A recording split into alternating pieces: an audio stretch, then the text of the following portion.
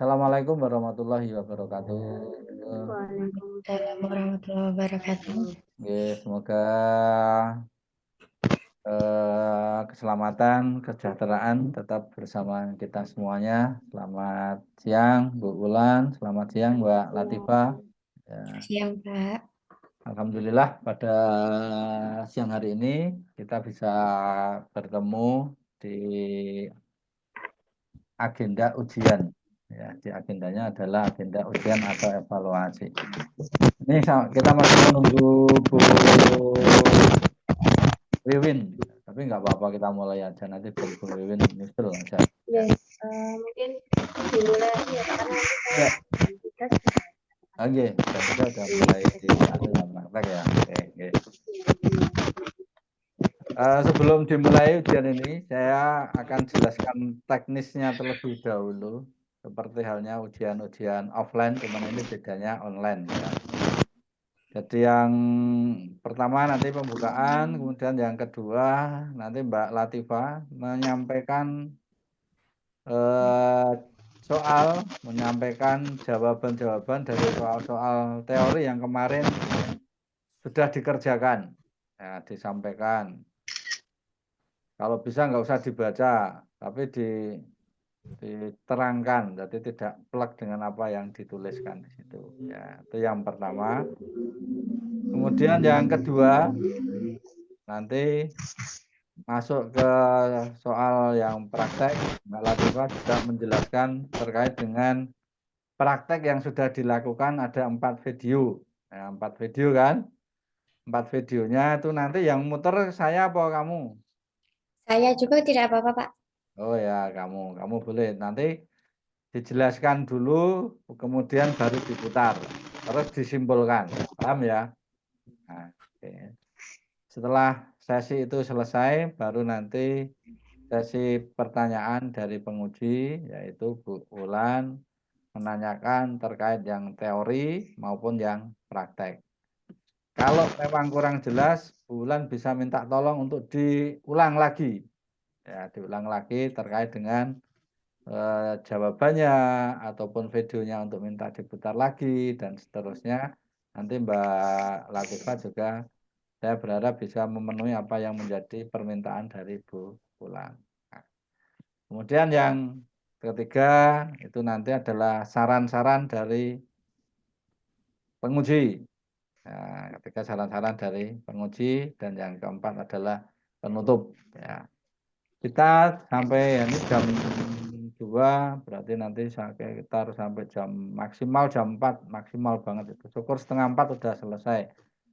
Kalau nanti ternyata jam 3 udah rampung ya alhamdulillah serampung. Semoga nanti Bu Wiwin segera menyusul. Kalau bisa bergabung, kalau tidak berarti pengujinya Bu Ulan aja. Mari kita awali ujian asisten perawat LPK MBA pada hari ini 28 Maret 2024 dengan membaca basmalah bersama-sama. Bismillahirrahmanirrahim. Baik. Acara yang kedua adalah penyampaian paparan dari peserta didik serta asisten perawat LPK MBA pada Mbak Latifatul Hasanah. Saya berikan waktu, enggak usah panjang-panjang, pendek-pendek aja, diringkas ya. Silakan. Bisa share screen enggak? Bisa, Pak. Oh, Belum, Pak. Belum bisa. belum bisa. Sebentar, sebentar. Coba dulu. Oke. Oh. Yes, yes. Coba. Nih. Oke, silakan.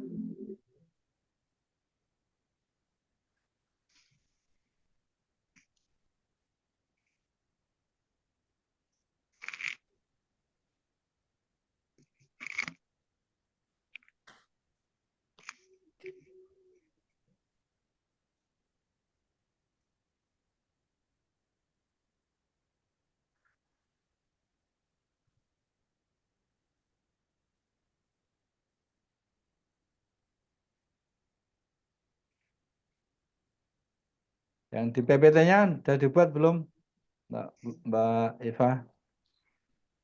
Belum sempat membuat, Pak. Baru membuat yang ada di video kemarin. Video praktek. Lah, video prakteknya kan udah dibuat.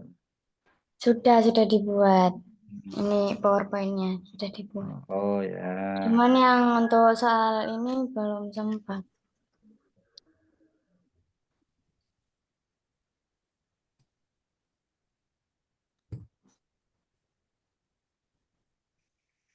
Oke. Kok lama ya? Tapi kok suwe ayo. Biasanya suwe lah. Nah, Ah,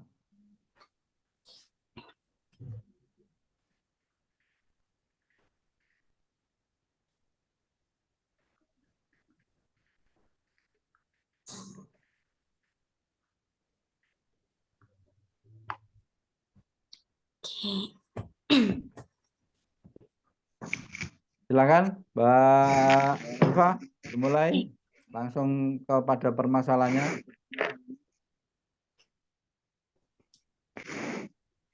Jadi untuk soal pertama, di sini ada apa yang dimaksud dengan geriatri. Geriatri adalah cabang ilmu kedokteran yang mempelajari tentang aspek kesehatan dan kedokteran pada warga lansia, termasuk pelayanan kesehatan pada lansia dengan mengkaji semua aspek kesehatan berupa promosi, pencegahan, diagnosis, pengobatan, rehabilitas, dan edukasi. Jadi pada geriatri ini pasiennya lansia yang memiliki multi penyakit atau memiliki banyak penyakit. Seperti itu. Contohnya seperti lansia yang mengalami penyakit diabetes, lalu didampingi dengan adanya hipertensi.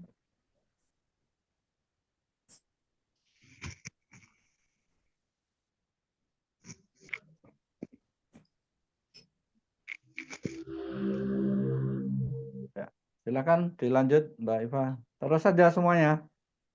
Oke, lalu lanjut ke soal yang nomor 2, yaitu ada sebutkan tanda-tanda vital yang umumnya diukur pada lansia. Tanda-tanda vital yang umumnya diukur pada lansia ada 5, yaitu tekanan darah, suhu tubuh, respirasi, nadi, dan SpO2 atau oksigen tubuh. Lalu pada soal yang ketiga, apa itu delirium dan apa faktor risiko yang dapat menyebabkannya pada lansia? Delirium, delirium adalah gangguan kesadaran yang sementara dan fluktuatif, ditandai oleh perubahan tajam dalam kesadaran, perhatian, kognisi, dan persepsi. Ada beberapa faktor resiko yang dapat menyebabkan delirium pada lansia, yaitu memiliki penyakit serius, penggunaan obat-obatan, dehidrasi atau ketidakseimbangan elektrolit, stres fisik atau emosional yang signifikan, riwayat delirium sebelumnya, gangguan kognitif dan sensori. Soal yang keempat, bagaimana perubahan fisik pada lansia dapat memengaruhi penyerapan obat?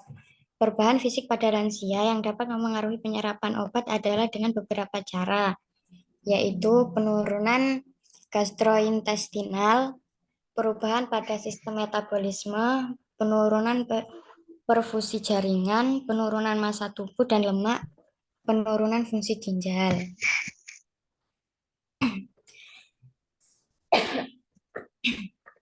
Soal yang kelima, mengapa nutrisi yang tepat sangat penting bagi lansia?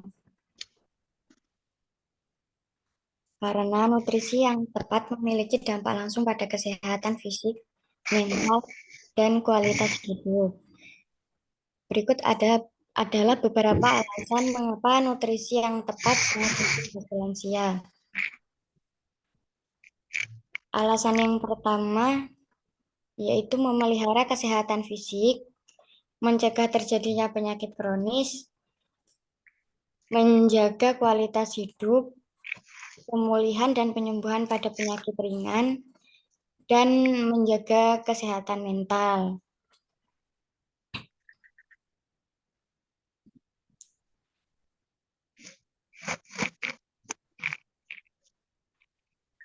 Lalu pada soal berikutnya, soal keperawatan dasar.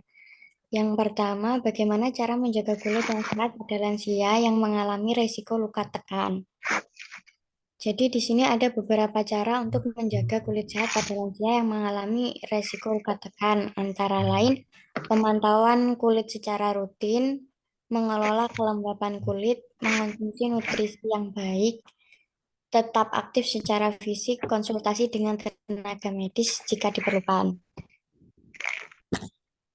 Soal yang kedua, apa langkah-langkah pencegahan jatuh yang perlu diambil dalam merawat lansia? Untuk langkah-langkahnya yang pertama adalah evaluasi resiko jatuh. Yang kedua, menjaga lingkungan yang aman seperti pencahayaan yang cukup, menghilangkan hambatan, dan memasang pegangan di kamar mandi atau tempat-tempat yang berpotensi licin. Menghilangkan hambatan ini yang dimaksud adanya hambatan, misalkan ada keset atau ada hambalan yang menghalangi. Jadi yang ketiga, pemantauan kesehatan. Yang keempat, menggunakan alat bantu jika diperlukan. Contohnya tadi seperti memasang pegangan di kamar mandi. Contohnya tambang atau karet yang panjang seperti itu. Lalu soal yang ketiga, bagaimana perawat dapat membantu lansia dalam menjaga kebersihan mulut dan gigi? Ada beberapa cara untuk membantu lansia dalam menjaga kebersihan mulut dan gigi, antara lain mengedukasi tentang kebersihan mulut, memberikan bantuan dalam membersihkan mulut, mendorong kebiasaan menyikat gigi secara teratur, misalkan di pagi dan malam hari. Lalu memeriksa mulut secara rutin, merujuk ke dokter gigi jika diperlukan.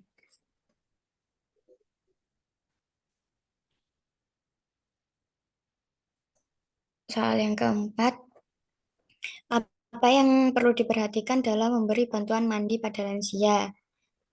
Yang perlu diperhatikan yaitu privasi dan penghormatan. Lalu keselamatan. Yang ketiga, suhu air yang digunakan. Bisa menggunakan air hangat. Lalu bantuan dalam mandi, penggunaan produk mandi, dan komunikasi serta kenyamanan.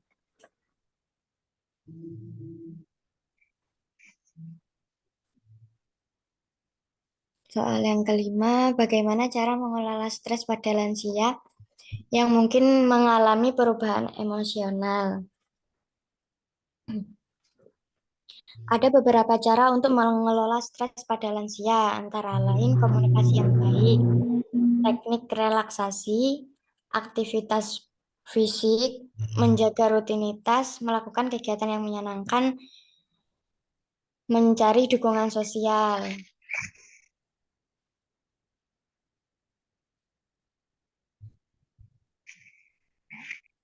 Soal yang selanjutnya, sebutkan beberapa tanda dan gejala dehidrasi pada lansia. Beberapa tanda lansia mengalami dehidrasi adalah mulut kering, bibir kering, minimasi frekuensi buang air kecil, pusing dan kelelahan, peningkatan detak jantung, ketidakseimbangan elektrolit. Soal yang kedua, bagaimana cara memastikan bahwa lansia mengonsumsi obat-obatan sesuai rencana? Cara memastikannya adalah mengedukasi dan menginformasi terkait penyakit yang diderita. Pengawasan oleh keluarga atau perawat, kunjungan rutin ke dokter, dan komunikasi terbuka antara pasien dan keluarga.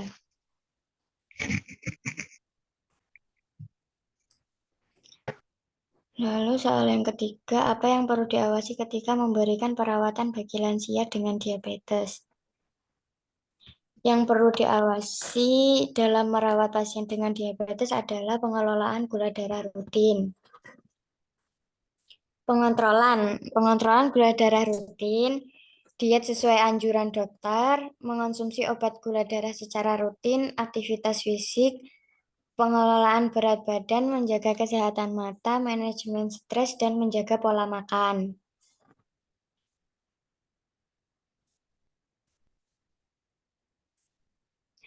Bagaimana perawat dapat membantu lansia dalam menjaga kesehatan kardiovaskular?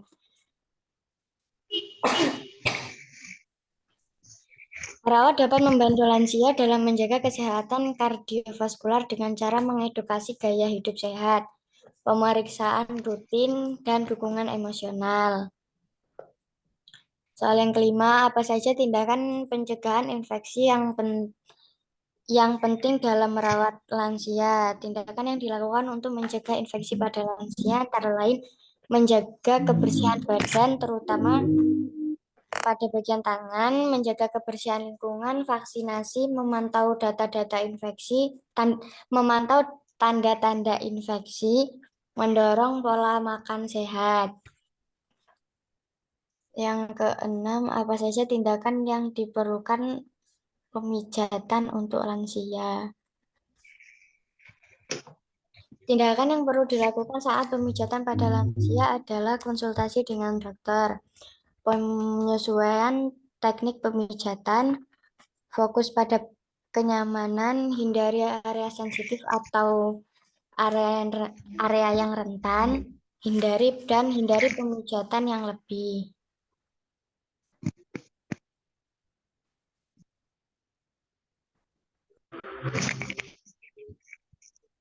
Sudah Pak, lanjut Ya, ke baik. Itu di stop share dulu.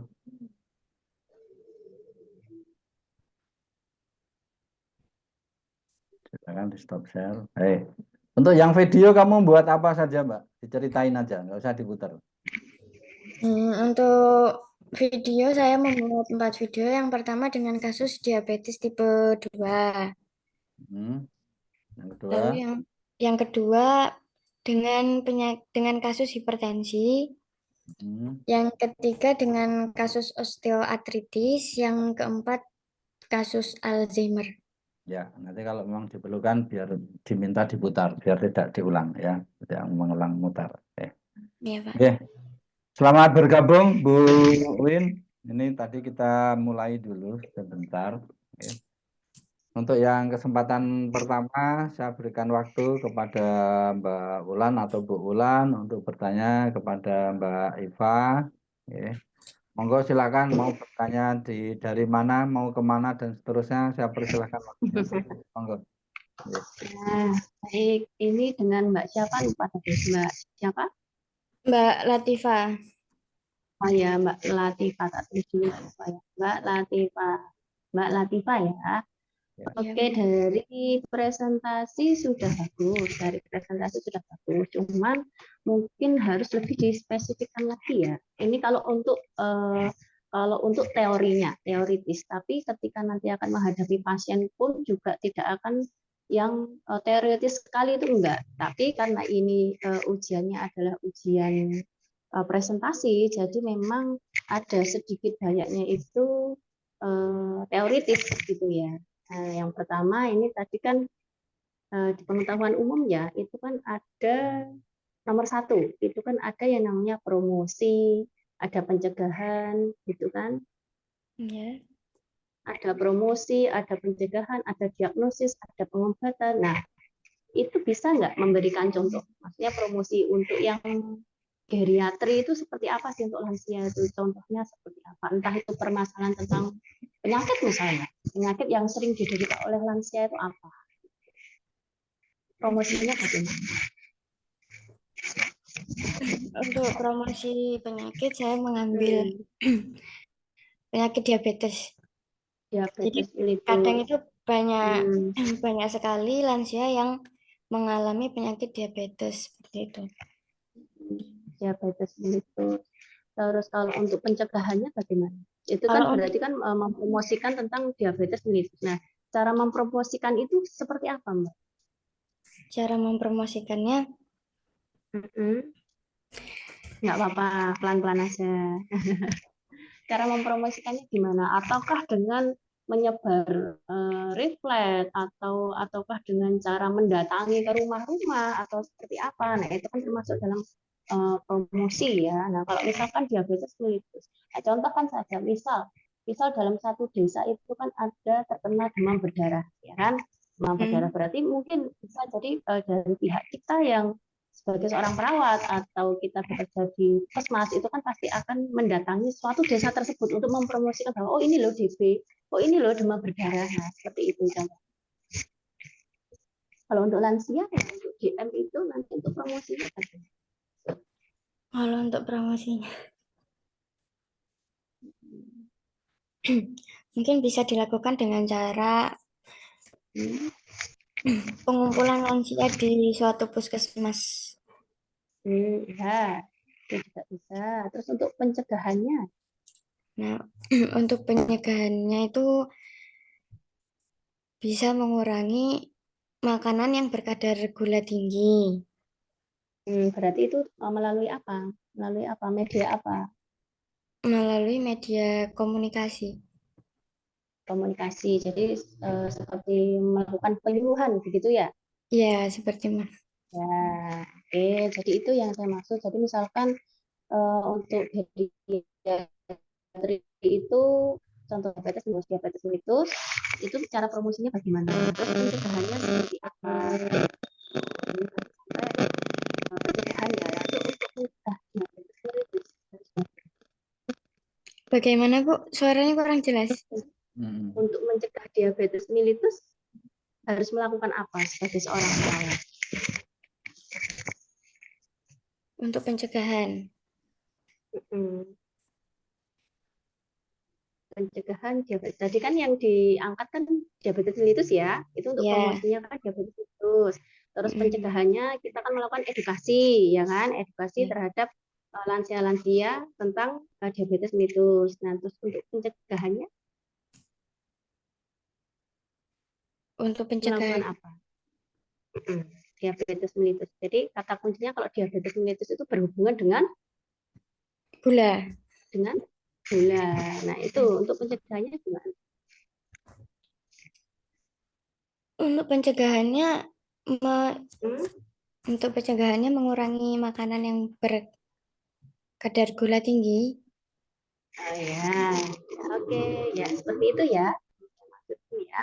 Nah, selain diabetes mellitus, disebutkan aja yang Mbak Latifah tahu selain diabetes mellitus itu apa? Selain untuk lansia itu penyakit Untuk yang sering terjadi pada lansia selain diabetes mellitus.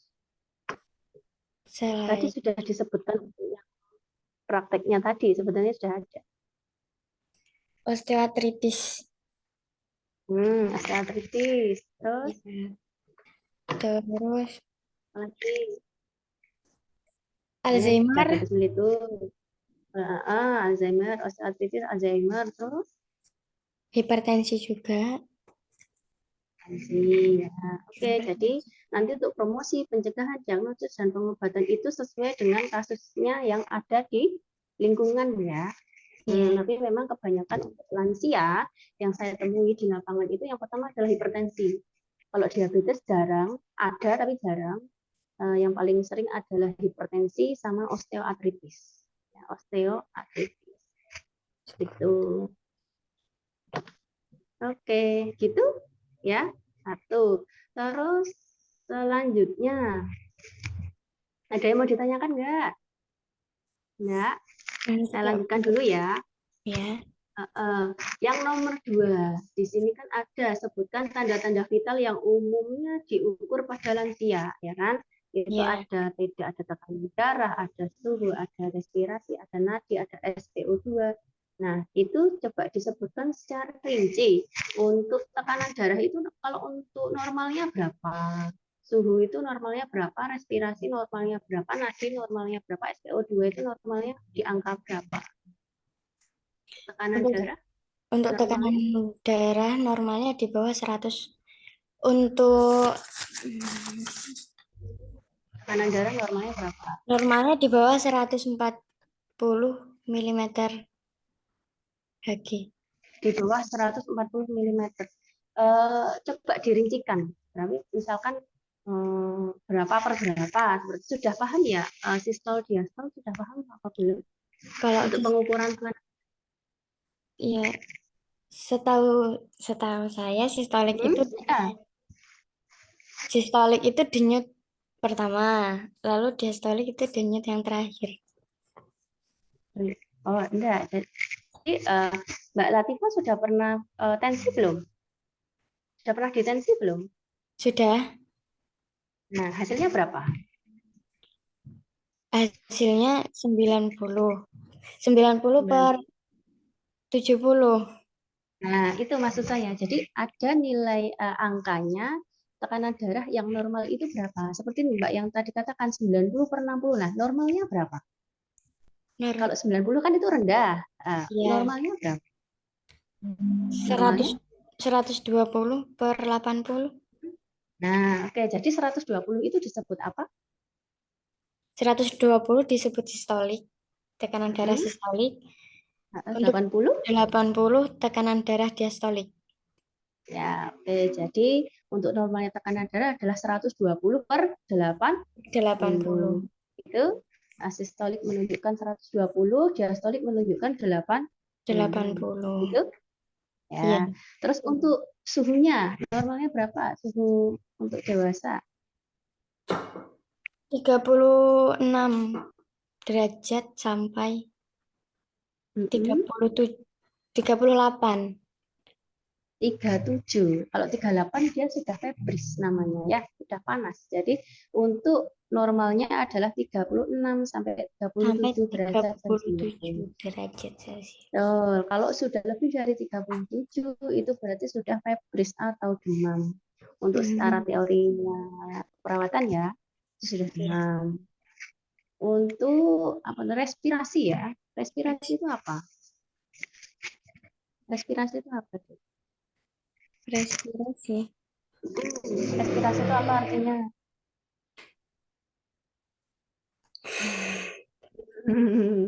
Apa artinya respirasi? Ada tekanan darah, suhu, respirasi. Nah, itu apa respirasi? Suhu respirasi itu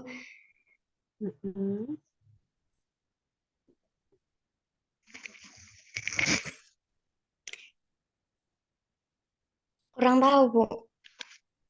Kurang tahu ya. Jadi respirasi itu adalah pernapasan. Jadi pengukuran pernapasan. Ya, itu namanya respirasi. Nah, normalnya berapa? Bagaimana, Bu? Normalnya respirasi berapa? Untuk normal respirasi sendiri 12 hingga 20. 20 apa? 20 kali per menit. Kali per menit. Jadi kalau tekanan darah tadi adalah 120 per 80 mmHg ya. Ya. mmHg. Kalau suhu 36 sampai 37 derajat Celcius ya. Kalau respirasi itu singkatannya adalah RR biasanya. Kalau RR itu apa? Respirasi ya. Nah, itu untuk normalnya 12 sampai 20 kali per menit. Kalau nadi itu normalnya berapa? Nadi itu normalnya 60 sampai 100 detak per menit. Kali per menit. Kali per menit. Ya, jadi biasanya kalau untuk orang normal itu nggak sampai 100 biasanya. Tapi kalau misalkan ada yang sampai 100 itu normal apabila biasanya lah ya. Biasanya adalah pasien yang habis operasi. Nah, biasanya bisa sampai denyut nadinya itu bisa sampai 100 dan itu masih tergolong normal. Itu ya. Tapi kalau yang normal-normal saja tidak sakit biasanya tidak sampai 100 kali dalam hitungan menit. Itu ya. Nah, sekarang coba dicari SpO2 itu apa dan normalnya berapa. Jadi apa yang kamu tulis kamu harus ngerti di sini ya. Jadi SpO2 itu apa?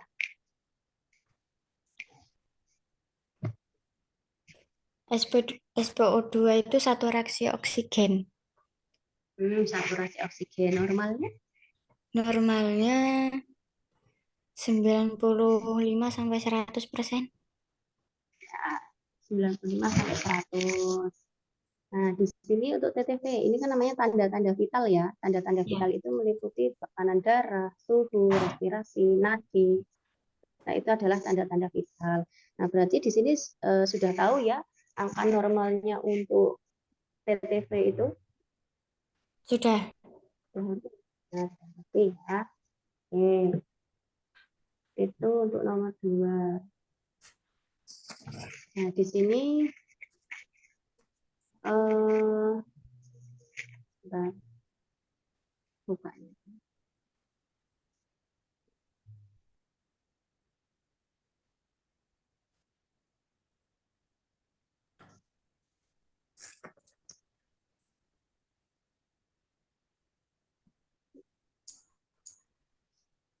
Coba di keperawatan dasar nomor 3. Bagaimana perawat dapat membantu lansia dalam menjaga kebersihan mulut dan gigi. Nah, di akhir ini ada merujuk ke dokter gigi jika diperlukan. Nah, itu maksudnya bagaimana? Merujuk ke dokter gigi jika diperlukan. Yang Nah, mungkin bisa diketahui dulu permasalahan lansia pada gigi itu apa.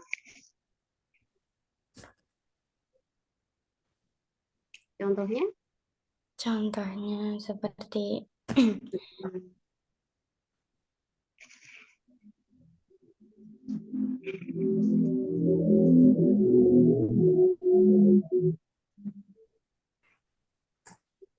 Pada lansia itu apa sih kalau permasalahan gigi itu apa? Kalau kita mungkin yang masih muda-muda permasalahan kita adalah karang gigi, berarti kita harus scaling. Kalau lansia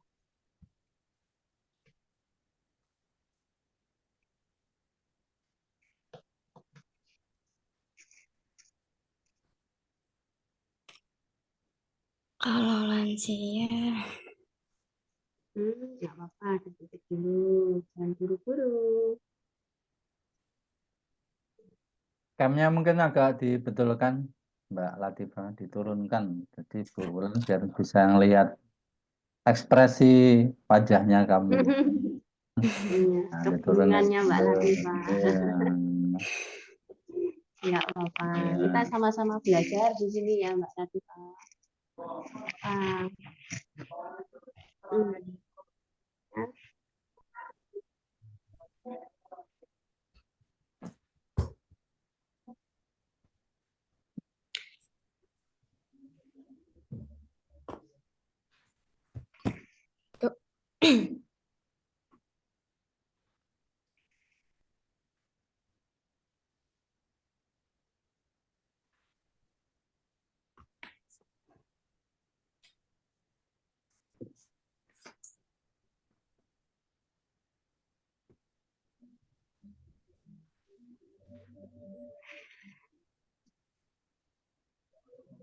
Silakan Mbak Eva. Bentar, Pak.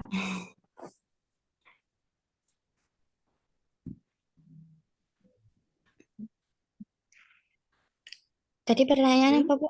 Oh, malah lali toh. Kalau untuk merujuk ke dokter gigi, kalau lansia itu biasanya permasalahannya apa? Permasalahannya untuk dirujuk harus dirujuk ke dokter gigi itu permasalahannya apa? Tadi saya sudah contohkan, kalau kita yang masih dewasa gitu ya, belum tua itu kan biasanya masalahnya adalah karang gigi atau gigi berlubang gitu. Kalau untuk lansia Lansia mungkin apa ya? punya simbah nggak di rumah? Ada simbah Punya. nggak di rumah? Nah, coba ada permasalahan apa di giginya? Permasalahan di giginya biasanya gigi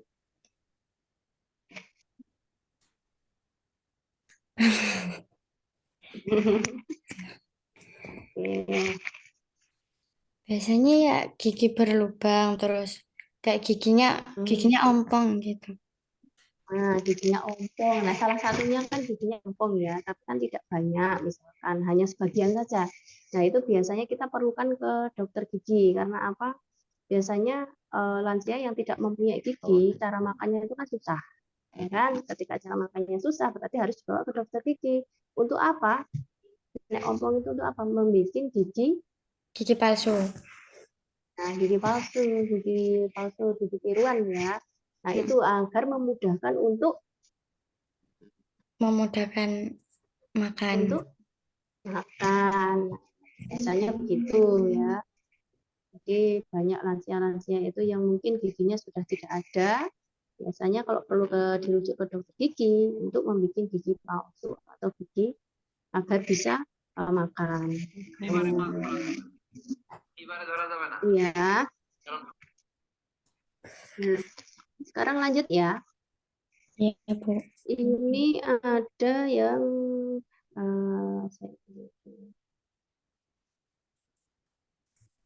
nah, itu pengelolaan medis itu nomor 3 ya kan. Tadi juga sudah dijelaskan apa yang perlu diawasi ketika memberikan perawatan bagi lansia dengan diabetes. Nah, kita lihat dulu diabetes itu apa sih, Mbak?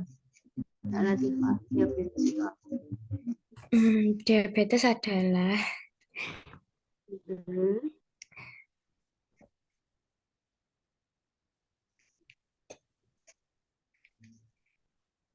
bentar. Dan pusing ya. Diabetes itu apa?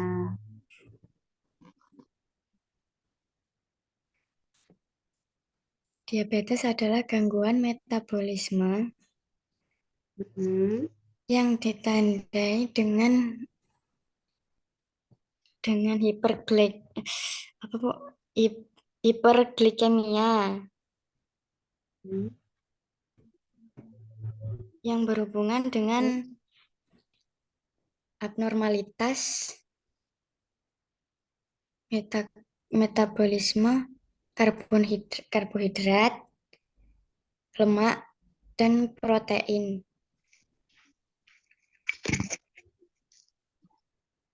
Ya, baca. Sudah. Nah, sekarang kalau nilai normal gula pada dewasa itu berapa? Normal gula. Normalnya di bawah 200. Di bawah 200. Jadi untuk nilai normal itu kan ada ya yang namanya setelah puasa atau 2 jam setelah makan atau gula darah sewaktu. Nah, itu beda-beda. Jadi kalau gula darah sewaktu itu normalnya berapa? Kalau gula darah puasa normalnya berapa? Gula darah 2 jam setelah makan itu berapa? Nah, itu ada sendiri-sendiri normalnya. Coba dicari. Gula darah puasa itu normalnya. Gula darah puasa normalnya di bawah 126. Di bawah 126 itu berarti berapa? 120. Bisa sampai 110-an ya. Kalau gula darah puasa. Terus kalau gula darah sewaktu? Gula darah sewaktu di bawah 140. Di bawah 140 berarti berapa? 130, 100. Ya. Kalau gula darah sewaktu itu bisa sampai 140 ya, untuk gula darah sewaktu. Terus kalau gula darah 2 jam setelah makan, Itu yang belum tahu, Bu. nah, itu bisa sampai 90 sampai 150 ya. Seperti itu. Nah, nanti kalau yang anu ditulis sendiri ya. Yang penting-penting itu nanti ditulis sendiri. Itu untuk DM. Sudah ya, diabetes mellitus itu sudah ngerti artinya apa, normalnya gula darah puasa berapa, gula darah sewaktu berapa, gula darah 2 jam setelah makan berapa. Sudah ngerti ya? Iya. Oke, jadi untuk tambahan saja, biasanya kalau untuk lansia itu tuh ada tambahannya selain tekanan darah itu adalah gula, kolesterol, dan asam urat. Nah, itu biasanya sering dicek itu ada gula darah, asam urat, dan kolesterol dan tekanan darah. Benar ya? Nanti saya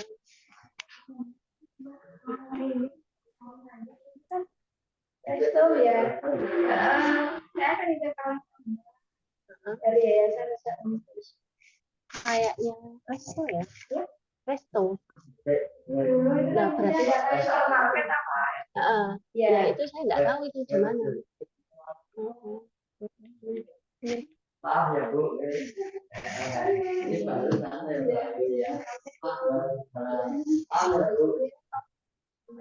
Maaf, gangguan teknis ya. Kita lanjut. Nah, nanti udah tahu ya berarti ya. Iya, Bu. Kalau di sini kan diabetes mellitus. Contoh aja makanan untuk diet diabetes mellitus itu apa? Apa aja? Contoh makanan Iya, jadi untuk diabetes mellitus.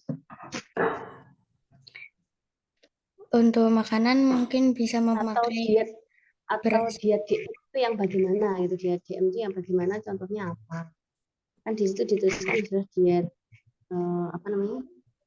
Diabetes mellitus ya. Ya, Menjaga konsumsi ini loh. Konsumsi apa namanya? Makanan. Dietnya bagaimana? Diet sesuai dengan anjuran dokter. menggunakan beras merah. Hmm, Lalu memakan sayuran, tetapi memasaknya tidak boleh memakai gula merah atau gula putih. hmm, Biasanya memakai gula jagung atau Tropicana Slim. salah satu contohnya aja ya. Kalau makanannya apa makanan? Untuk yang diet. Makanan Buah boleh nggak buah? buah boleh, tetapi yang boleh cuma dua, Mm-mm. Apa? yaitu buah naga sama buah pir. Kenapa kok nggak boleh? Kenapa kok hanya itu aja? Mungkin mungkin karena dua buah itu yang tidak mengandung glukosa tinggi. Mm-mm. Glukosa tinggi. Jadi sebenarnya yang penting itu adalah fruktose buah ya. Jadi kita kenal ada yang namanya fruktose buah. Misal kayak durian, kayak namanya mangga, yang pokoknya buah yang terlalu manis itu kan fruktosanya kan tinggi. Itu juga tidak hanya untuk diabetes, tapi juga bisa menyebabkan asam urat ya. Jadi buah yang terlalu tinggi itu kan mengandung fruktose yang tinggi, atau buah yang terlalu manis mengandung fruktose yang sangat tinggi ya. Itu bisa menyebabkan asam urat juga. Tuh. Oke, waktu saya tinggal menipis. Lanjut terus saja ya. Ya, Biar ditambah sama Bu Wiwin. Sekarang masuk ke kardiovaskuler. Kardiovaskuler. Jadi kardiovaskuler itu apa? kardiovaskuler. Hmm,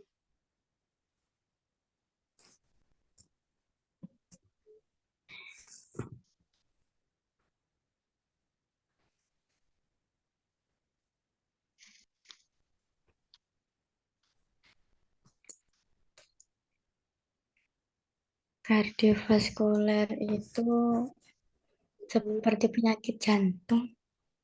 ya, penyakit jantung. Oke, penyakit jantung itu adalah pernafasan ya. Pernafasan, Iya. kardio itu jantung. Terus paling enggak untuk kardiovaskuler itu kita memeriksa apa? Untuk labnya, tahu nggak? Untuk lab, Mm-mm. kalau jantung Untuk itu, jantung. kalau Apa jantung biasanya? itu biasanya Mm-mm. Selain EKG, tekanan darah apa?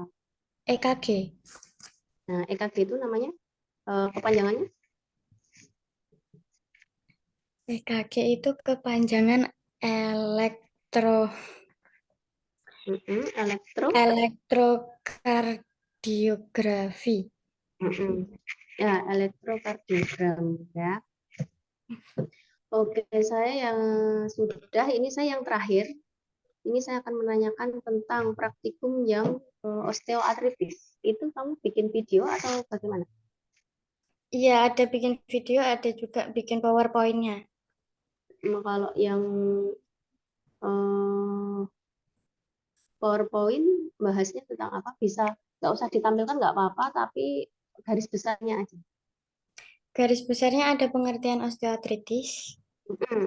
Ya, dari itu baca aja. Jadi untuk pengertian osteoartritis adalah sekelompok maaf Bu, sebentar. Halo?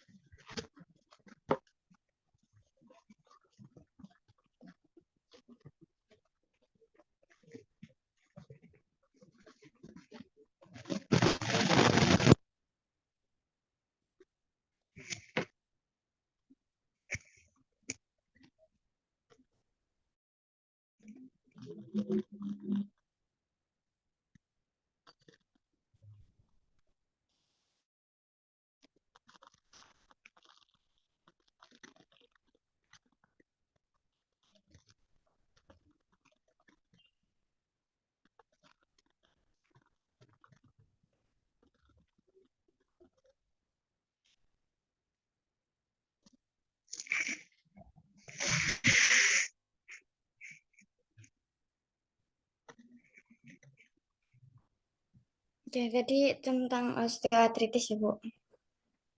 Jadi osteoartritis atau pengapuran dan radang sendi adalah sekelompok kelainan pada sendi yang ditandai dengan kerusakan pada rawan sendi atau penyempitan tulang atau penyempitan celah sendi. Nah, pada osteoartritis ini bisa terjadi pada laki-laki maupun perempuan, tetapi biasanya kebanyakan adalah perempuan. Nah, biasanya menyerang pada usia berkisaran 70 tahun.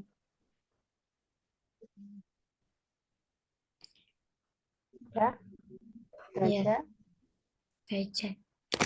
Untuk osteoartritis itu sebenarnya itu punya passing grade ya, passing grade. Punya grade-nya. Jadi osteoartritis itu kan ada grade 1 sampai berapa?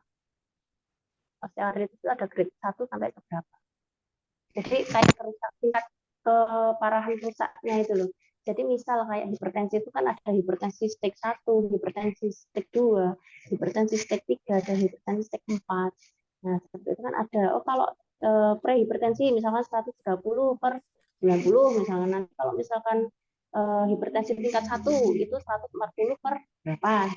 Nah, kalau untuk osteoartritis itu juga ada grade-nya. Jadi grade-nya itu sampai ke berapa?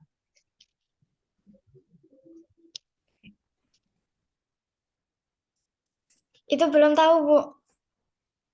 Ya, oke ya. Ya udah tambahan ya. Jadi untuk osteoartritis itu grade-nya ada grade 1 sampai grade 4. Ya, untuk 1 sampai grade 4. Nah, tandanya adalah penyempitan di dalam tulang yang di lutut biasanya. Nah, itu kalau orang awam itu biasanya menyebutnya adalah pengapuran. Gitu ya. Jadi untuk pengapuran ini pengobatannya juga ada yang bermacam-macam. Bisa dari melewati obat, ada yang oles, ada juga yang melalui penyuntikan. Tapi kita lihat dulu karena terkadang antara osteoartritis dengan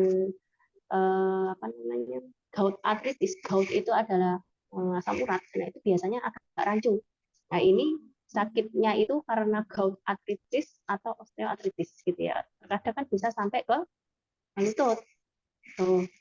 Nah, kalau memang dia osteoartritis, Nah, kita lihat terkadang di situ itu ada yang namanya cairan yang memproduksi cairan sendi di situ yang menyebabkan si namanya pasien itu tidak bisa jalan. Nah, mau nggak mau, kalau sudah ada produksi cairan yang ada di lutut, itu harus disedot dulu cairan peradangannya. Nah, baru bisa jalan. Kalau enggak, nggak bisa jalan. Itu untuk osteoartritis. Nah, itu adalah kalau orang awam menyebutnya adalah pengapuran. Nah, untuk pengapuran sendiri itu prinsipnya adalah berbeda. Yang pertama adalah karena faktor usia. Untuk osteoartritis itu yang pertama adalah faktor usia. Karena semakin tua, gitu ya, jadi olinya yang ada di dalam lutut semakin berkurang. Itu. Terus ada juga yang karena faktor berat badan. Obesitas. Itu intinya adalah beban.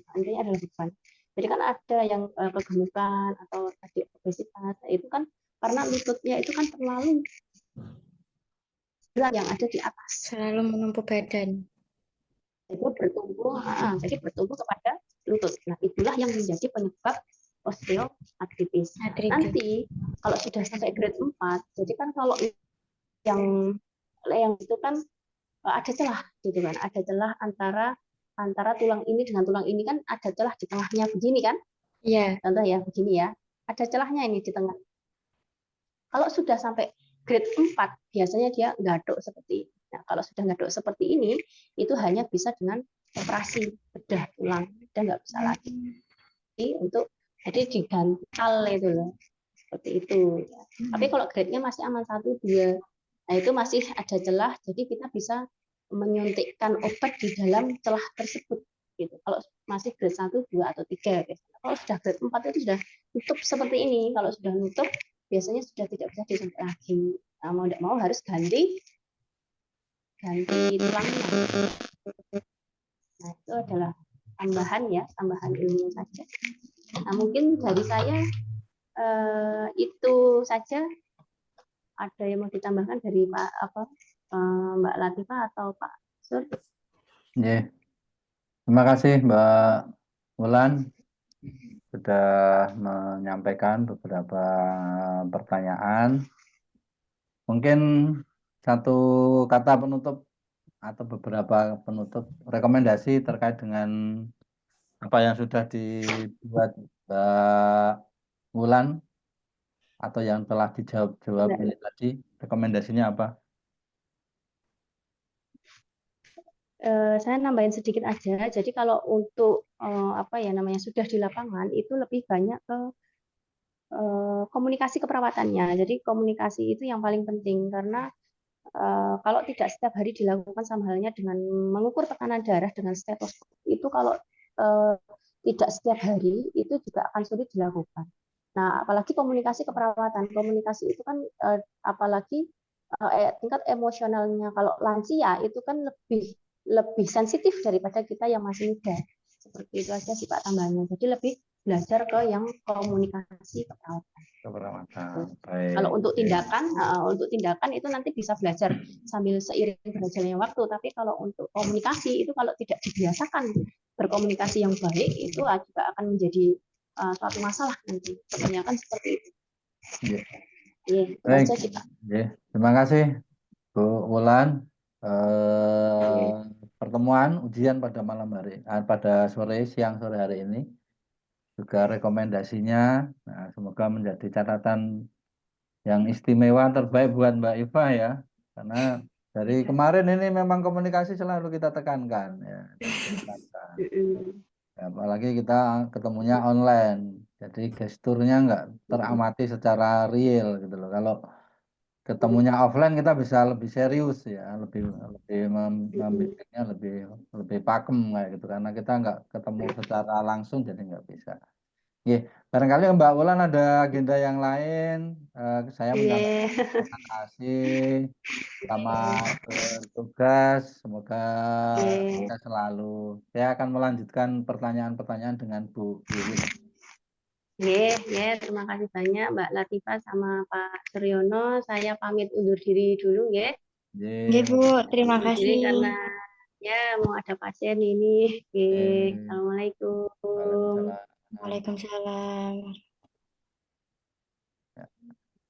Baik, kita lanjutkan untuk sesi 2, Mbak Eva. Mbak Eva masih siap? Insya Allah, Pak. Oh, kok mendelap bae ngopo ya? Ini didunke anunya, dikelihatan kan. Oh, gitu. Puasa enggak hari ini? Puasa, Pak. Oh ya, puasa. Baik, kita panggil dulu Bu Win. Halo Bu Win, selamat sore Bu Win. Ya, selamat sore. Ini sudah di rumah atau masih di rumah sakit? Ya, saya di rumah habis jaga malam. Oh, ngaten. Oke. Ya. Selesai jaga jam berapa, Bu? Tadi jam 8, terus istirahat sebentar, lalu menyiapkan tempat di gereja, Pak. Oh, gitu. Oh, iya. Iya, Eh, artinya saya ini di rumah ya, tidak terganggu dengan pasien yang lain atau tidak sedang tugas. Ya, Yang saya khawatirkan itu sedang tugas itu. enggak, Bu. Baik enggak, Pak? Aman. Oh, iya. Waktu selanjutnya saya serahkan pada Bu Win. Jadi Bu Win, Mbak Eva kan sudah mengerjakan soal yang kemarin sudah saya sharekan ke Bu Win juga. Kemudian sudah membuat video praktek. Ya, video praktek tentang apa saja Mbak Eva? Tolong dijelaskan lagi Bu Win. Tentang kasus diabetes, Hmm, terus hipertensi, osteoartritis, sama Alzheimer. Alzheimer. Ya, ada 4 itu lah. Monggo Bu Win nanti bisa dieksplor terkait dengan apa yang sudah disiapkan oleh Mbak Eva. Ini bukan ujian ini, artinya nek jenengan baru bekerja itu ibaratnya dievaluasi oleh perawat seniornya. Nah, kira-kira yang masih kurang itu apa kayak gitu ya. Monggo Bu Wiwin, waktu dan tempat saya berikan sepenuhnya. Monggo. Kemudian saya izin untuk sholat asar dulu nih Bu. Jenengan lanjut aja. Berarti saya dengan Mbak Iva lanjut, toh, Pak? Lanjut nih, lanjut. Siap-siap. Monggo, Pak. Saya kerjakan kalau mau Ye, asar. ye. Mbak Iva. Ya, Mbak Iva, tadi profesiat ya, sudah Gimana, menyelesaikan Bu? pelatihan ini dengan baik. Beberapa pertanyaan yang dijawab, saya lihat juga pertanyaannya cukup bagus. Tadi Bu Wulan juga sudah menanyakan beberapa pertanyaan dan dijawab juga dengan baik ya. Saya hanya ingin ya sedikit memberikan tambahan terkait dengan yang nomor 1 kan geriatrik ya. Di sini kan pada lansia itu Halo, Bu. mengkaji aspek dari pengobatan ya. Nah, kira-kira yang ditanyakan apa ya kalau tentang pengobatan ini? Bagaimana, Bu? Tadi soalnya sempat macet, maaf. Oh, ya, oke. Sekarang jelas ya. Iya, jelas. Terkait geriatrik itu kan di sini salah satunya di perawatan geriatrik itu kan pelayanan pada lansia itu mengkaji semua aspek kesehatan ini Mbak Eva kan termasuk tadi promosi dan pencegahan sudah dibahas dengan Bu Wulan. Terkait pengobatan kira-kira realitanya dalam klinis ya istilahnya, kenyataannya nanti yang ditanyakan apa Mbak? Yang dikaji? Dalam pengobatan. Yang Apa? dalam pengobatan yang dikaji ke pasien gitu, Bu. Betul, betul. Untuk pengobatannya sendiri, kita bisa menyampaikan harus mengonsumsi obat secara rutin, obat gula darah secara rutin. Lalu yang kedua, melakukan diet. Terus melakukan diet.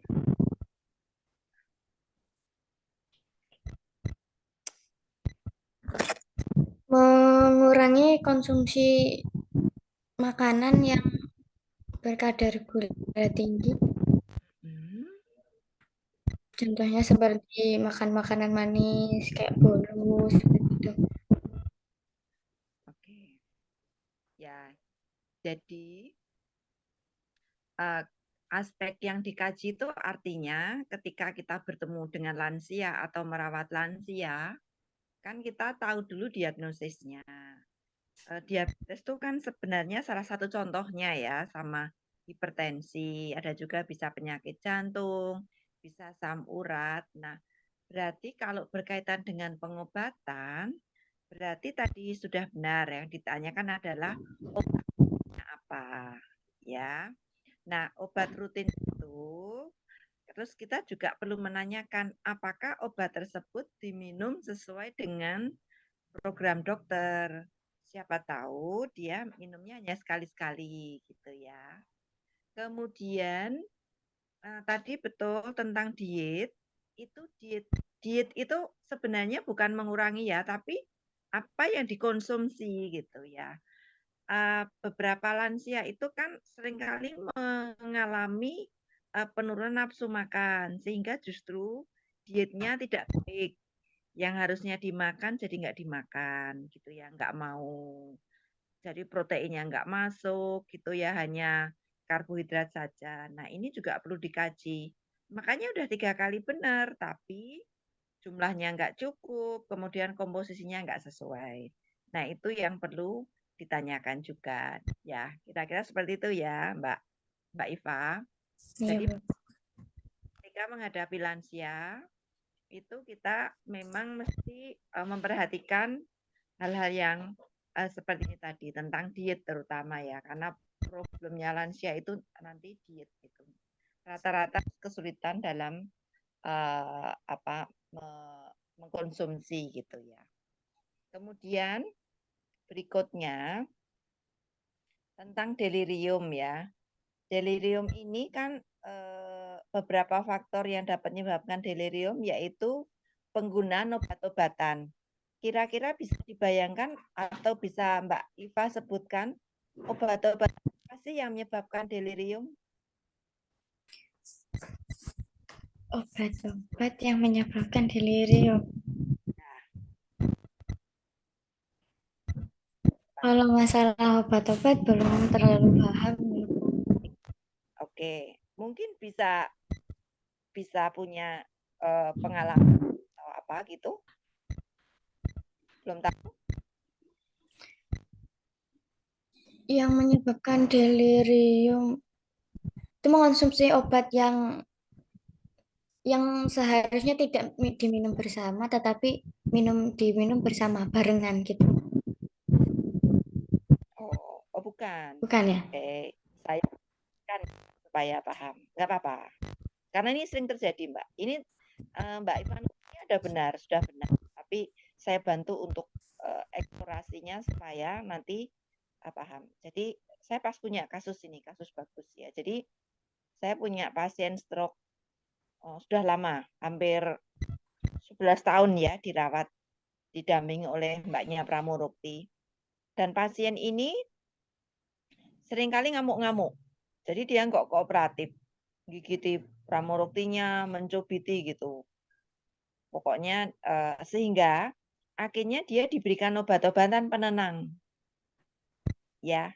Tapi ini rekomendasi ya, maksudnya bukan karena Mbaknya nggak mau ngerawat terus diberi obat gitu enggak, tapi apa namanya? Karena kondisi itu dari dokter diberikan. Nah, dampaknya adalah ketika pasien ini minum obat-obatan penenang, otomatis kan tidur, ya kan?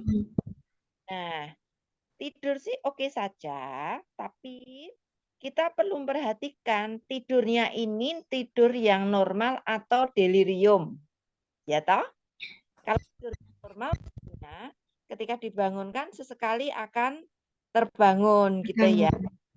Ternyata obat ini bikin dia delirium. Kesadarannya terganggu.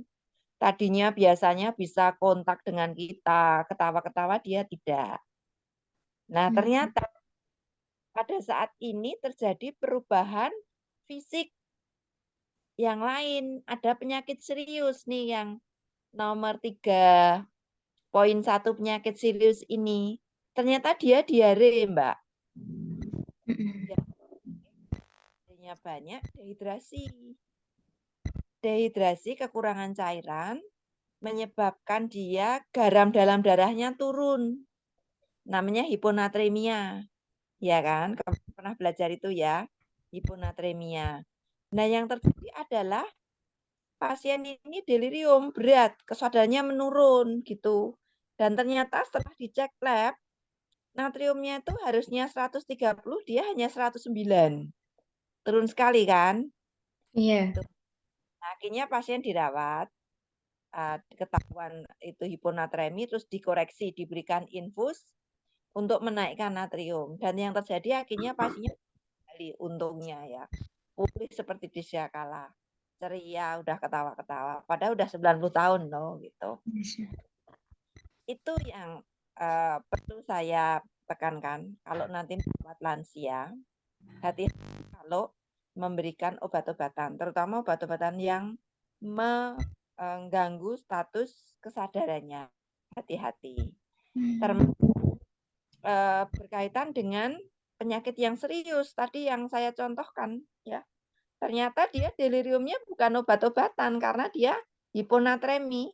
Hiponatremi itu bikin otaknya bengkak. Jadi kita kayak pusing. Kalau kita bisa ngomong, otaknya bengkak. Seperti itu. Kemudian delirium tadi juga disebabkan karena dehidrasi. Cocok kan seperti yang tadi saya contohkan. Dan ketidaksempurnaan elektrolit. Pasien ini pas banget, kasusnya benar banget. Jadi dia kekurangan cairan, elektrolitnya imbalan, hiponatremi. Nah, kebetulan untuk stres fisiknya nggak ada ya. Kemudian riwayat delirium subuhnya pas ini nggak ada. Gangguan kognitifnya ya memang ada karena stroke ya. Itu ya. Jelas nggak tentang delirium? Jelas. Hati ya pada pasien. Kepekaannya ya nanti itu kan belajar seiring waktu makin peka. Jadi kenali tanda-tanda kalau pasien ini tidak biasanya gitu aja. Kalau biasanya begini kok jadi begini, oh berarti something gitu loh, ada sesuatu yang harus Yang salah gitu ya. betul. Oke, yang nomor 4. Bagaimana perubahan fisik pada lansia dapat mengaruhi penyerapan obat? Di sini perubahan fisik pada lansia dapat mengaruhi penyerapan obat adalah beberapa cara antara lain karena adanya penurunan gastrointestinal. Bisa dijelaskan Mbak seperti apa realnya? Bagaimana Bu? Jadi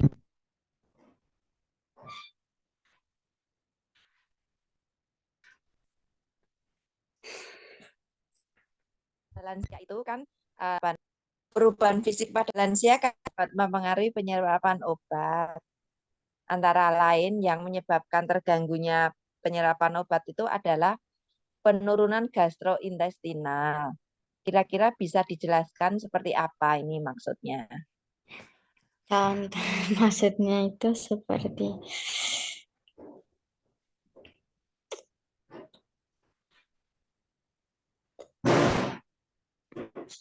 Nggak apa-apa, jawab aja. Nanti kalau nggak paham saya jelaskan.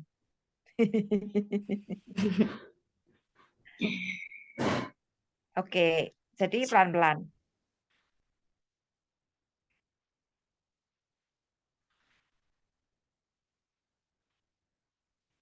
Biasanya pada lansia itu gastrointestinal tahu ya, maksudnya ya. gimana Bu? Gastrointestinal tahu maksudnya? Ini apa? Sistem pencernaan, saluran pencernaan. Betul. Nah, oke, saluran pencernaan. Nah, pada lansia ini penurunan gastrointestinal itu biasanya seperti apa toh wujudnya? Wujudnya seperti nafsu makannya berkurang. Ya, mudah sembelit, ya, atau mudah diare gitu, ya kan? Nah, penurunan gastrointestinal di sini yang dimaksud adalah gastrointestinal itu kan kalau kemarin kita belajar anatomi kan dari mulut, kerongkongan, osofagus ke lambung, usus halus dan usus besar sampai ke rektum ya. Nah, penurunan gastrointestinal kalau dari atas ya satu, atas itu pasiennya misalnya sariawan, ya terjadi jamur, otomatis kan mempengaruhi penyerapan obat juga. Karena apa?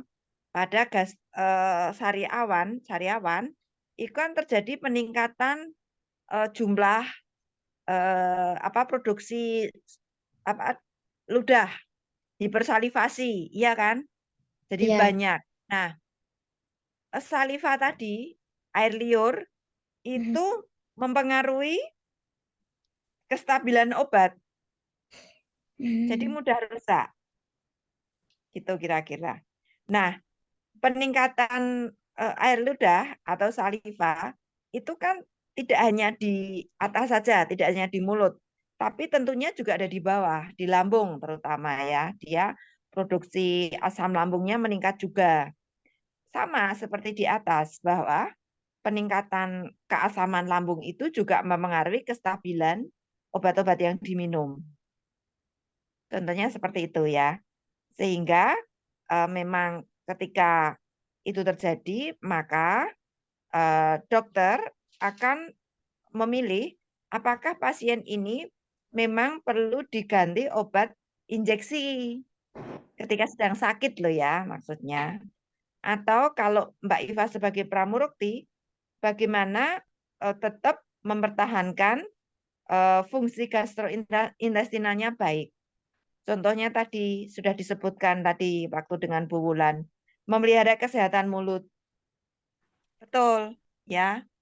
Karena dengan kebersihan mulut yang baik mencegah terjadinya sariawan. Termasuk gigi tadi ya. Kalau giginya goyang, dia kan males makan. Otomatis ketika malas makan terjadi peningkatan asam lambung, bahaya gitu, ya. Oke, kira-kira seperti itu ya Mbak ya, yang bisa dibayangkan. Oke. Nah, kemudian perubahan fisik juga mempengaruhi perubahan penyerapan obat dengan perubahan pada sistem metabolisme. Bisa dijelaskan, Mbak? Seperti apa? Perubahan pada Sistem metabolisme. sistem metabolisme. Tadi sudah disebutkan. Sistem metabolisme itu yang punya peran organ apa, Mbak? Kemarin ayo diekskresi, eliminasi, apa Mbak? Hati, ya kan? Pankreas dan ginjal, ya kan? Ingat ya? Oke, ya. Jadi kalau di hati, begitu dia terjadi kerusakan di hati, di mana hati punya peran untuk membuang racun ya dalam tubuh. Nah, kalau hatinya sudah jelek, otomatis fungsi dari fungsi untuk membuang racun tadi menurun, ya kan? Menyebabkan kan penyerapan obatnya juga tidak optimal gitu. Ya, ternyata ini berhubungan dengan anatomi fisiologi ya, Mbak. Oke, lanjut ya. Nggak usah stres, Mbak. Santai aja. Mbak Iva, relax. Terus ini tentang nutrisi tadi ya. Nutrisi itu hubungannya dengan kesehatan mental apa? Ini. Hubungannya nutrisi dengan kesehatan mental. Ini kan Mbak Iva menyebutkan, mengapa nutrisi sangat penting bagi lansia menjaga kesehatan mental. Hubungannya apa? Kalau kesehatan fisik jelas, penyakit kronis oke, menjaga kualitas hidup oke, pemulihan dan penyembuhan pada penyakit ringan oke. Nah, kesehatan mentalnya apa nih contohnya? Seperti apa? Kesehatan mental. Apa Mbak? Mungkin bisa dari suasana hati, stres gitu, Bu. Kalau nutrisinya nggak tercukupi, Nggak apa-apa, ayo sebutkan. Nggak, jangan takut. Ayo. ya Ah, kalau misalkan nutrisinya tidak tercukupi, mungkin akan mudah apa ya? Mudah, marah. ya. Ya, ah, betul. Betul, betul. Jadi benar tadi ya. Ini menghubungkan aja, belajar menghubungkan. Jadi ketika nutrisi si pasien lansia ini tidak cukup ya, contoh ya, dia nggak mau makan. Otomatis kan gula dalam darahnya turun kan, pusing kan? Iya. Pusing kan? Seperti kita nggak makan sehari itu kan pusing. Yang terjadi apa? Emosi kan? Pasien udah emosi, emosinya nggak terkontrol. Gampang Mm-mm. marah-marah. Kesehatan mental kan nggak harus gila ya, nggak harus ngamuk yang orang gila, bukan bukan orang ini. Tapi kesehatan mental itu juga tadi bagaimana sih pasien itu mampu mengendalikan emosi, itu termasuk kesehatan mental. Seperti kita ini loh Mbak, biar mentalnya sehat ya healing-healing gitu kan. Nah, lansia itu juga gitu. Bagaimana kesehatan mental juga perlu terjaga dari nutrisi tadi. Betul, udah pinter. Jadi udah mulai bisa menghubungkan gitu ya. Oke, kemudian untuk keperawatan dasar, kira-kira ya tentang pencegahan luka tekan, itu konsultasi dengan tenaga medis. Kira-kira itu gambarannya seperti apa nanti kalau penjenengan misalnya merawat pasien dengan problem luka tekan ini, konsultasinya itu apa yang dikonsultasikan kira-kira?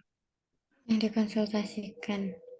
Ya, Jadi, kira-kira ini saya sebagai tenaga medis, saya sebagai perawatnya pasien jenengan. Jenengan sebagai asisten perawat kan di sini merawat pasien di rumah. nggih. Kira-kira kalau berhubungan dengan luka tekan, apa yang mau penjenengan sampaikan ke saya? Konsultasinya apa? Ya, enggak apa-apa, ayo. Enggak apa-apa. Konsultasinya seperti apa? Konsultasinya mungkin untuk konsultasi pengobatan. Ya, sebelum pengobatan berarti apa yang dilaporkan dulu? Yang dilaporkan adalah pen, eh, pen- Apa? penyebab ya, Kondisi kondisi kondisinya. lukanya. Iya, Mm, betul. kondisi. Jadi penting ya untuk melaporkan gitu loh, Bu Wiwin itu. Ini kok kemarin ya, jadi Anda harus tahu lukanya dari waktu ke waktu tuh seperti apa. Kemarin tuh memerah, bagus gitu ya. Tapi hari ini kok anu ya, lukanya pucat, terus ada bau gitu. Kira-kira saya harus bagaimana? Nah, kan gitu kan. Saya sebagai perawat, oh Mbak Iva, itu sebaiknya konsul ke dokter supaya nanti dapat advis terapi untuk perawatan luka, gitu kan.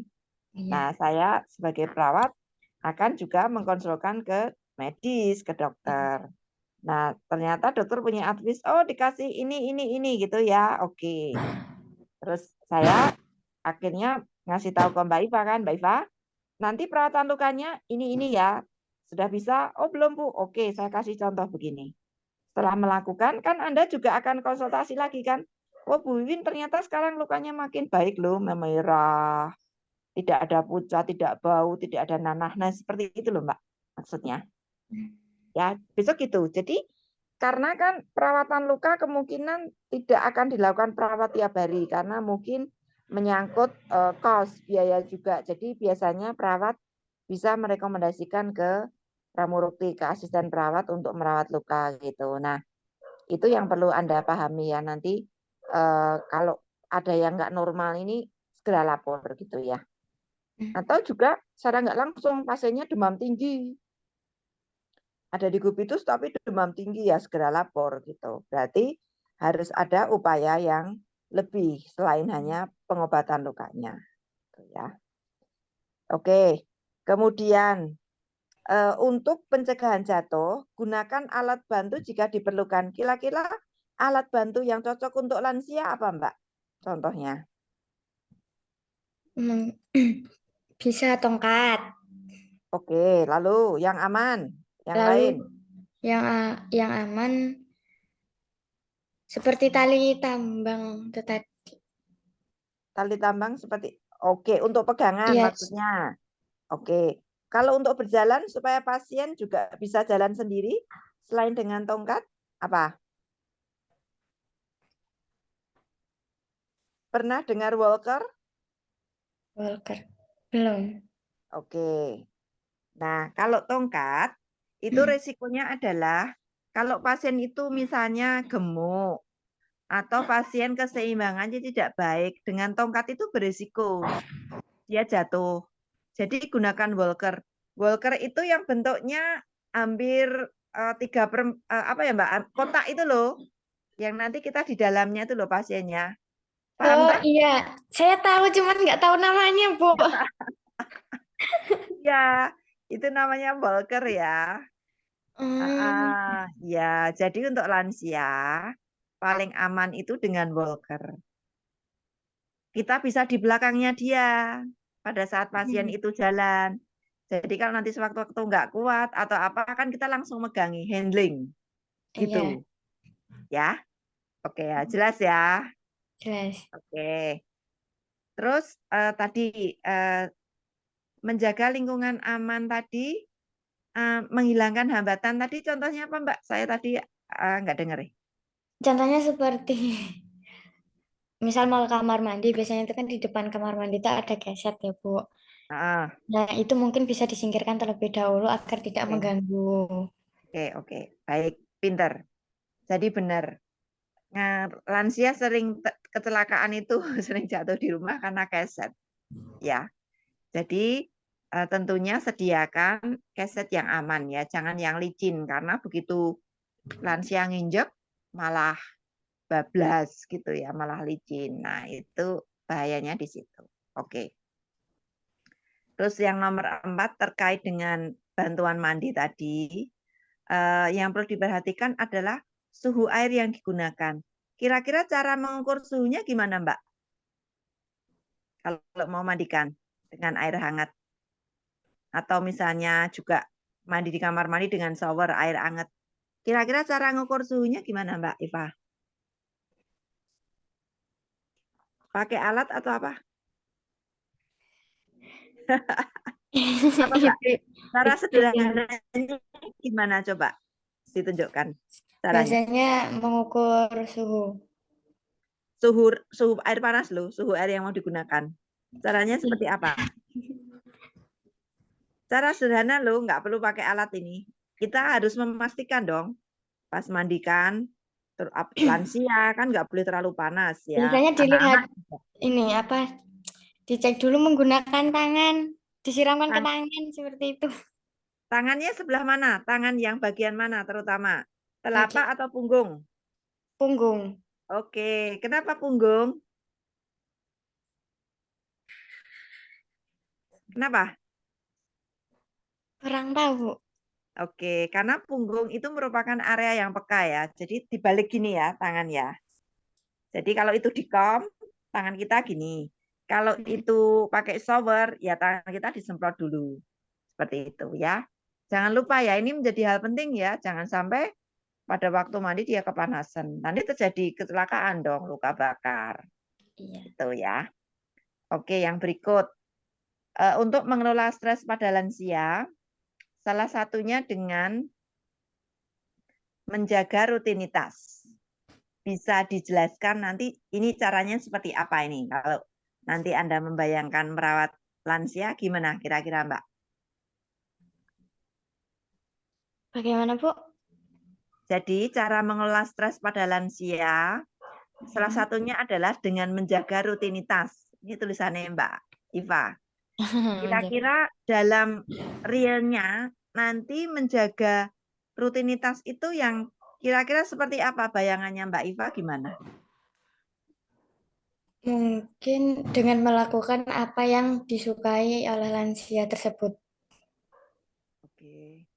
Itu bukan kegiatan yang menyenangkan ya. Kalau menjaga rutinitas gimana caranya?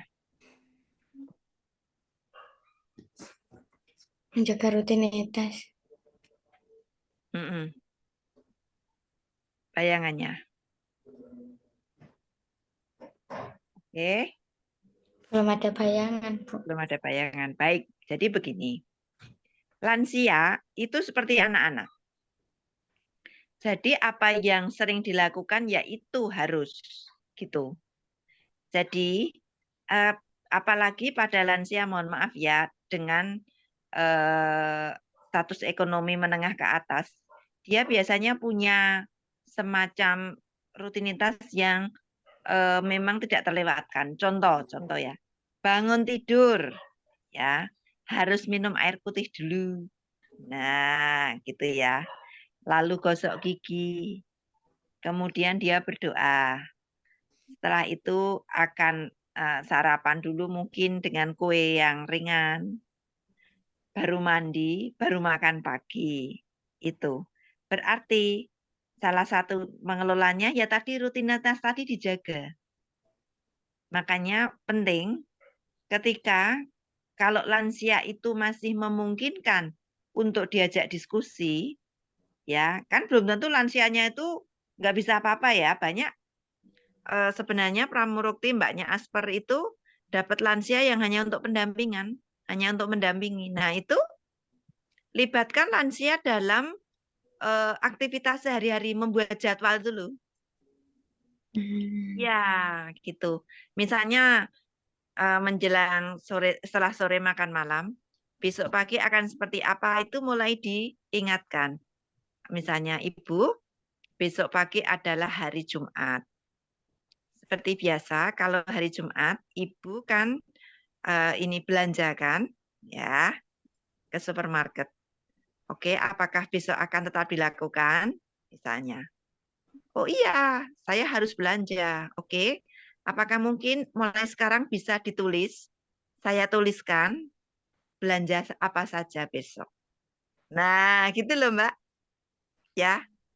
Iya, Bu. Juga mengingatkan misalnya, maaf ya, misalnya besok mendampingi lansia yang Kristiani. Ibu besok hari Minggu, berarti waktunya ibadah ke gereja kan? Kita akan ibadah jam berapa? Jam 7 pagi misalnya, atau jam 9. Oke, aku pilih yang jam 9 gitu ya. Baik, kalau jam 9, berarti nanti jam 8 harus sudah siap, karena kita perlu perjalanan. Berarti nanti mulai jam 7, Ibu sudah siap untuk mandi dan sarapan ya. Nah, Iya. seperti itu Mbak Iva ya. Iya, Bu. Maaf, Bu. Izin ngangkat telepon dulu ya. Oke, silakan. Halo, Pip.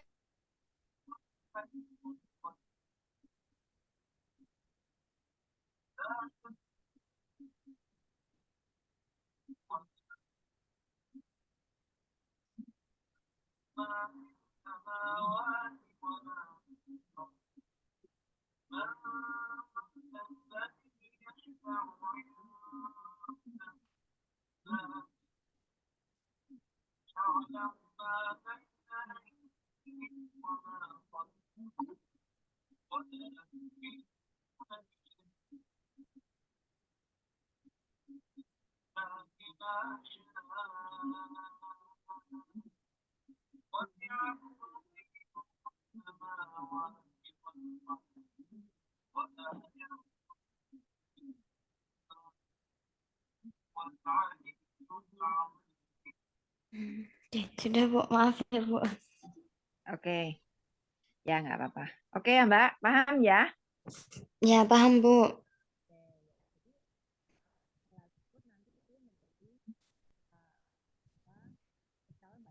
Maaf, Bu. Suaranya nggak ada. Suaranya hilang, Ibu. Iya, suaranya hilang. Halo? Ya, Nah, saya masuk tadi. sudah. Oke, baik ya. Oke, yang berikut ya. Di pengelolaan medis ini terkait pengelolaan obat-obatan, di sini kan ada poin pengawasan oleh keluarga atau perawat. Nah, di sini kan Mbak Iva itu sebagai perawatnya, sebagai pengganti keluarga. Kira-kira apa pengawasan yang dilakukan realnya seperti apa, Mbak? Bisa dijelaskan? Pengawasannya kita membuatkan jadwal. Hmm. Membuat jadwal. Hmm. Lalu, Lalu memberikannya obat-obatan tepat waktu. oke. Memastikan bahwa itu dikonsumsi ya. Iya. Oke, karena banyak lansia yang iya, ternyata obatnya disimpan di laci atau di bawah bantal. Ya. Jadi pastikan obat yang tadi sudah disiapkan diminum. Jadi harus di depan mata petugas kita. Kalau jenengan di sini juga harus memastikan bahwa obatnya diminum. Gitu. Oke. Kemudian untuk pengelolaan diabetes tadi sudah dibahas oleh Bu Wulan terkait dengan pengontrolan gula darah gitu. Nah, tadi kan yang disebutkan kan nilai normal ya.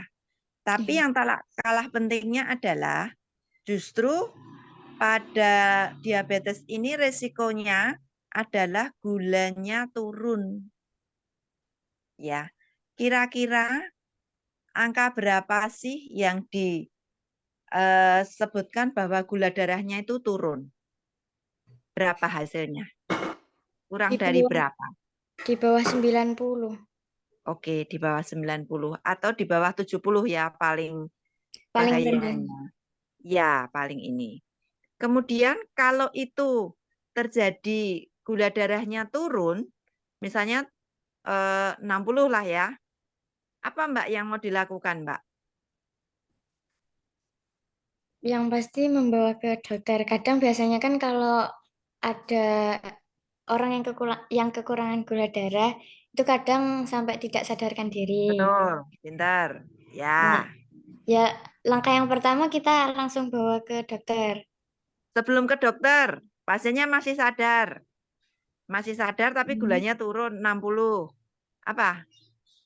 Yang kita lakukan mungkin memberi makanan yang manis, Ya, minuman. minuman. Yes. Jadi atau permen.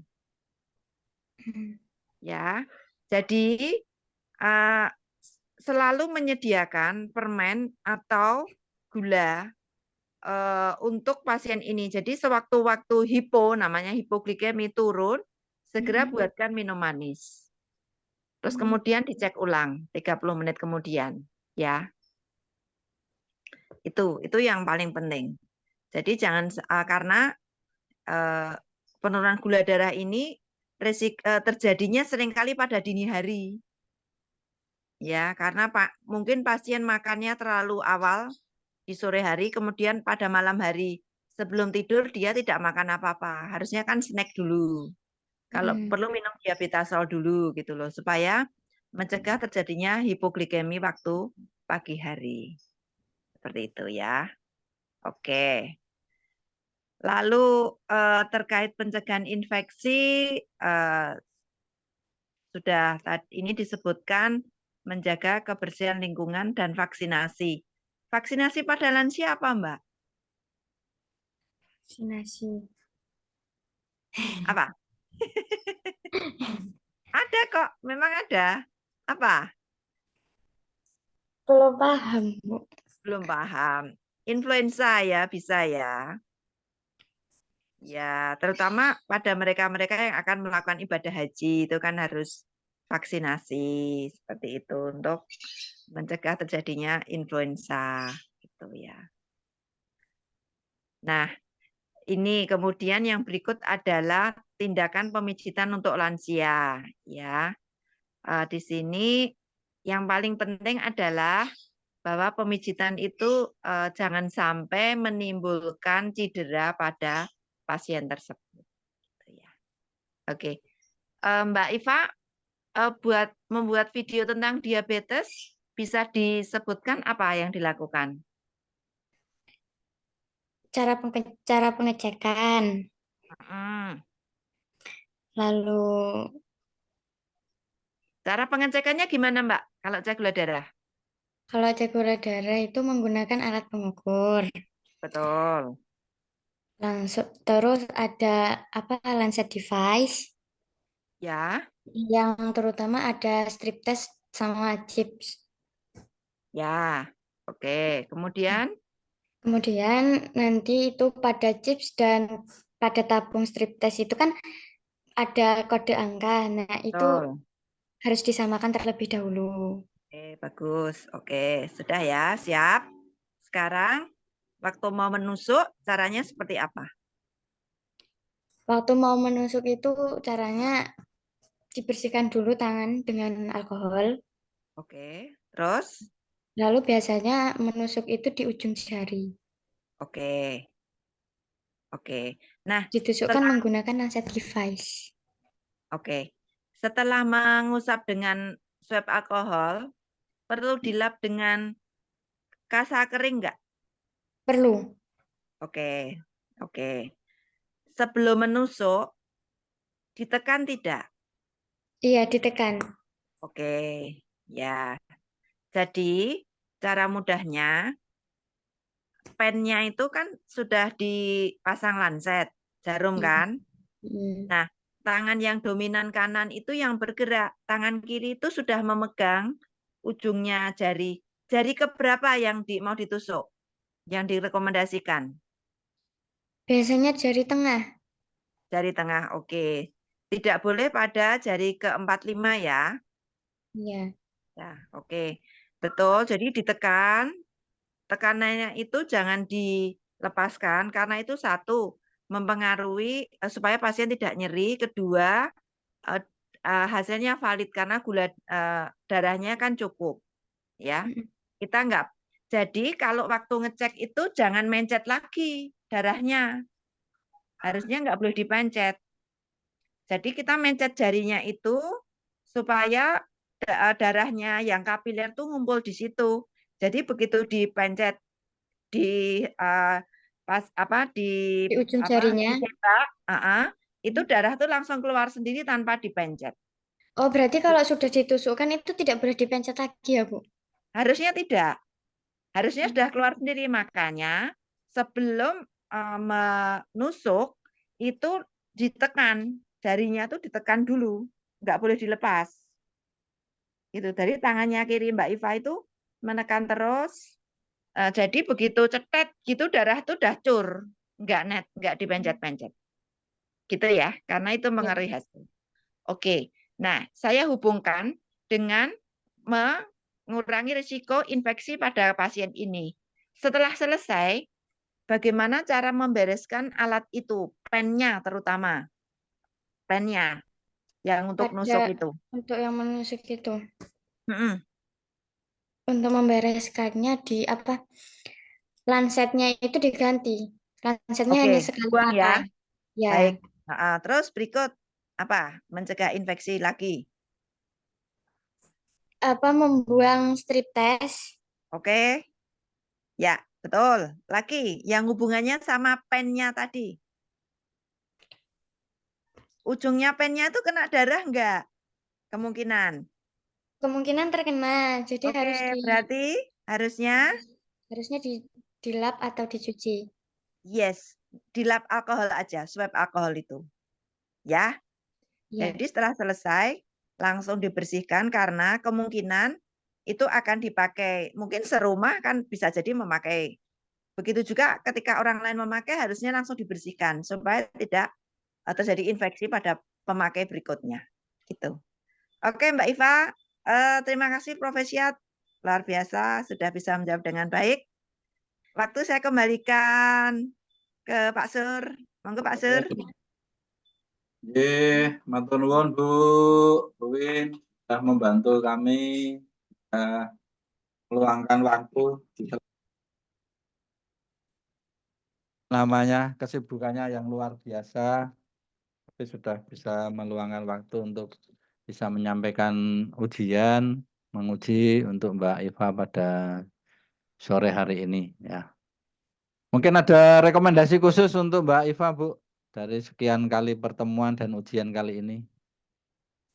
Ya, saya cukup mengapresiasi ya Mbak Iva ini basicnya memang bukan dari kesehatan, tapi daya tangkapnya tuh bagus. Jadi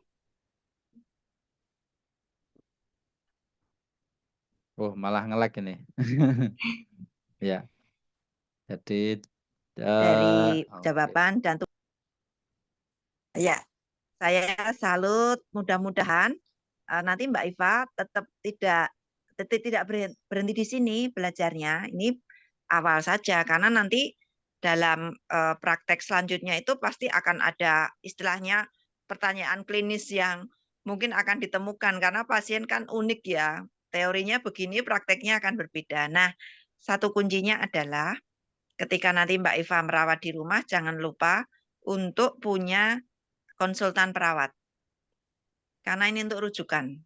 Karena menjadi hal penting. Itu saya tekankan pada teman-teman asisten perawat yang merawat pasien di rumah.